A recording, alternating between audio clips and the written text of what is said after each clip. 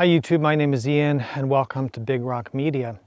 So the Jeep Gladiator, also called the JT, is relatively new in Jeep's lineup and relatively new to the mid-size truck segment. A lot of people, including myself, since I just went through this purchase decision on my own, are considering, do I get a Gladiator or do I get the Tacoma? Now the elephant in the room probably in this decision is the price. A Gladiator is probably going to be a little more expensive than a Tacoma, but as we're going to talk about in this video, you get more equipment and more features and more capability for that additional money, so you have to factor that in. But with the Tacoma, and especially variants like the TRD Off-Road and the TRD Pro being such capable, such reliable vehicles that also have really excellent resale value and great customization ability, why would you choose to buy this over a Tacoma? So really what I'm going to talk about today is why I chose this over Tacoma. Now, something you need to keep in mind, I am not a Jeep person. I've never owned a Jeep before. I don't really care about brands. I don't have brand loyalty. I've had a lot of Toyota products. I've had a RAV4, I've had a Tundra, I've had other Toyota vehicles, and I have nothing against them. I really like them. I like the 4Runner, I like the Tacoma, but I have nothing against Jeeps either. And so I went through this process of doing tons of research for months and months, and what I'm going to share with you today is why I ended up going with this versus the Tacoma. So again, this is not a video to tell you why the Tacoma sucks. I don't believe the Tacoma sucks. That's not true at all. Like I said, no brand loyalty. But if you're considering a mid-size truck, I hope this video is going to be useful for you as I talk about some of the things that set this vehicle apart and why I think it's actually worth the additional money that it costs.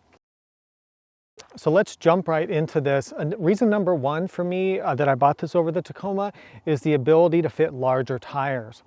So the Rubicon package comes with 33-inch tires right out of the gate. Now they give you clearance with the wheel wells and the fenders and all the suspension components to go to a 35 with no lift, to go to a 37 with only like a 2-inch lift or even 1.5-inch lift, sometimes just a leveling kit. You can also go to a 40-inch tire with only about a 3.5-inch lift. Now, if you are familiar with the Toyota products, whether it's the 4Runner or the Tacoma or even the old FJ Cruisers, I think they come with like 30-inch, 31-inch tires, and that's about all you can do. I think you can fit 32s. If you start going up to 33, 35, or something like a 37, that's like unheard of for the Toyota people.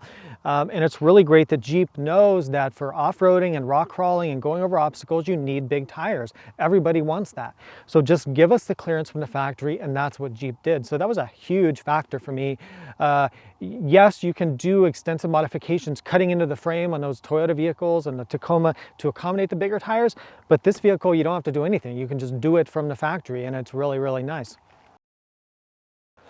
Okay, so reason number two I chose this over the Tacoma is the off-road hardware that you can get as optional extras. Now, when I say optional extras, I really mean getting the Rubicon package, and then there's some things on top of that you can also add. So the Rubicon, you get not only a rear locker, which I know you can get on a Tacoma, but you get a front locking differential. You also get a front disconnecting sway bar. Also, the other elephant in the room here is we're talking about a solid axle front suspension versus independent suspension on a Tacoma. But that's part of this off-road hardware discussion. That solid axle gives you incredible articulation, way more than you can get out of the independent front suspension. And now, yes, there are downsides to solid axle in terms of how bumps affect the vehicle, and the steering has more play in it and it can wander a bit compared to independent suspension. But for off-road and articulation, solid axle is definitely the way to go. It's kind of hard to argue that. But getting back to the off-road hardware, that disconnectable front sway bar really means that the whole front can flex as you go down the trail, which is really great. I use that all the time when I'm off-roading in this thing. This vehicle also comes with rock sliders, and the rock sliders are really, really impressive. They cover from the front all the way to the back, and then they even actually extend back behind the rear tire all the way back to the behind and underneath the rear bumper, so that when you do crash over obstacles or slide over rocks, you're not going to damage the body, most likely. So I really like that you can get all that. Now, yes, you can get some of these things on a Tacoma and you can add some of them, but just having it all from the factory is really a sweet deal and was a big factor for me.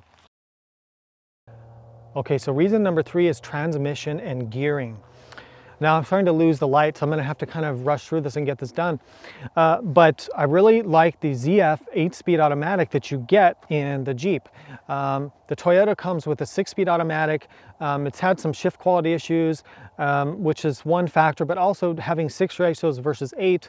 Having 8 ratios, especially when you're pulling a load, a trailer, or you have bigger tires that are heavier and more rolling resistance and change your gearing, it's great to have those 8 ratios to play with. The vehicle always seems to have the right gear. The shift performance and the shift quality and the logic of the transmission is superb in this vehicle.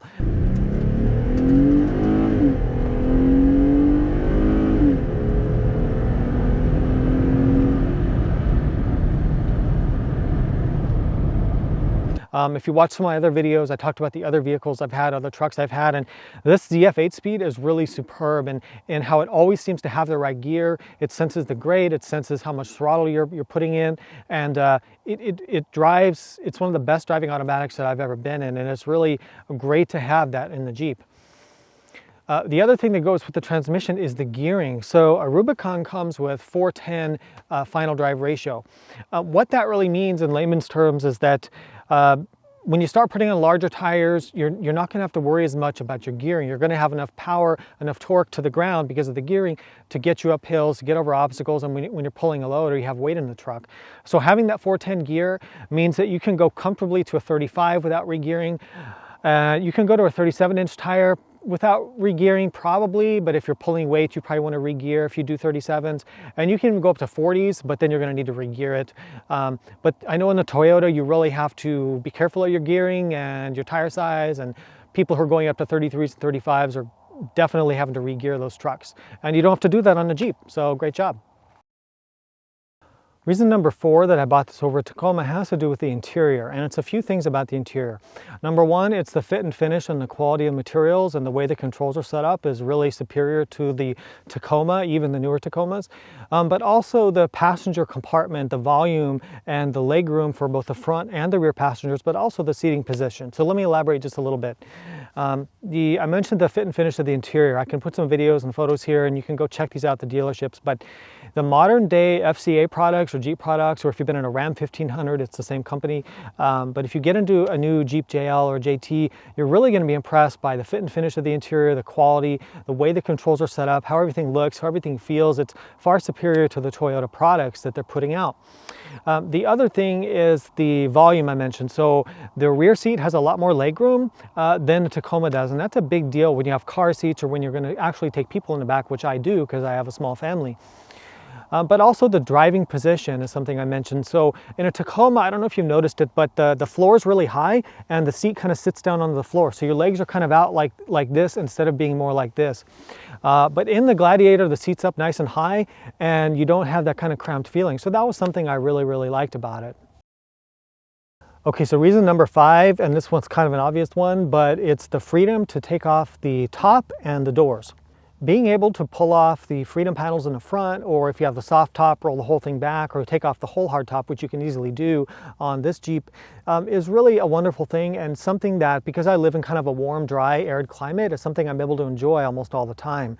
Most of the time I actually drive with the freedom panels off, and I love having the sky and the air and the wind. It makes me feel like I'm on a motorcycle, and just it's something that's really, really valuable to me, and I'm willing to pay more for, and you simply can't get that. It's not the same as having a moonroof or a sunroof. It just isn't, because all my previous trucks have had sunroofs and things like that, but this is a whole nother ball game. And then being able to take the doors off and put on tube doors or customize it and just have that open air experience, whether you're on the trail or whether you're just driving to town to get your mail or to go to Starbucks, it's really, really awesome to have that. I can't overstate that enough, and it's something that you can't get on any other truck. Okay, number 6 for me is the appearance.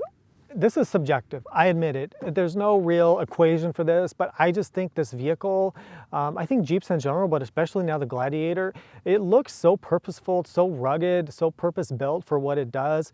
And I get so many compliments on it, and that's not the reason I bought it. I don't consider myself a vain person or needing the attention, but it really does look great and look rugged in a way that I don't think a Tacoma really does. Now, I don't have anything against the Tacoma styling. I actually think that the newer Tacomas look really, really nice, but it doesn't, for me, it doesn't look as rugged and as cool as this, especially from the front. So subjective, I know, but for me, the styling was a big deal. So the seventh and final thing is the customization ability. Now I talked about this in my video, which I'll link here in the card, to the 6 reasons why I bought a Jeep Gladiator in the first place. But being able to customize it so extensively is a huge plus. Now, yes, you can do that on the Toyota products, the Tacomas, the 4Runners. They have a lot of aftermarket parts, a lot of off-road, overlanding parts, suspension parts, but not quite as much as the Jeep. I mean, the Jeep aftermarket, if you haven't looked into it, is insane. You can get so many things, you can't even imagine all the parts you can get, which for someone like me who likes gadgets and customizing things is really a huge benefit. I really enjoy it, and I've already spent, well, I won't say because my wife could be watching, but I've already spent quite a bit of money on customizing this Jeep, and there's a lot more to come, and I just love how much aftermarket there is. Now, you can get that on the Tacoma, but it's not quite as much. So anyway, take it with a grain of salt, but that's something that was a big factor for me. So like I said at the beginning, I have absolutely nothing against Toyota or the Tacoma. I just think that dollar for dollar, this vehicle offers more features. It has a better transmission, it has a better interior. To me, it has better looks. You've got the top and the doors that can come off. It's more capable off-road. You've got more hardware for off-road. You can fit bigger tires. All the things I covered, for me, when I really put it on the table, and I seriously did consider buying a Tacoma, I really did, I promise. This just made more sense. It just had more capability, and the value was there for me, so this is the way I went. And it was, my first Jeep, but so far I'm super happy with it, really, really happy with it. Anyway, either way you go, you can't go wrong. Tacoma's an awesome truck, and there's tons of people who are devoted to it. But I do think that the brand loyalty on both sides is really ridiculous and overkill. I don't understand brand loyalty. I don't agree with it. I don't think that serves anybody. I think that you should buy a vehicle based on its features and functionality and what you like, and that changes over the years. Maybe 10 years ago, it was a certain vehicle that was the best in the category, and then it might change 10 years from now. But I think brand loyalty is holding you back if that's something that really is important to you. Whether you're a Jeep person or a Toyota person, I think that we're all in this for the same reasons, to get out here to these beautiful spaces and to go camping and go off-roading and hang out with each other, and I don't think brand should matter. So anyway, that's my plea for no more brand loyalty. But anyway, hope the video was useful for you guys. Please hit the thumbs up, please subscribe. Those things really help me out. See you out on the trail, stay safe, and we'll see you in the next one.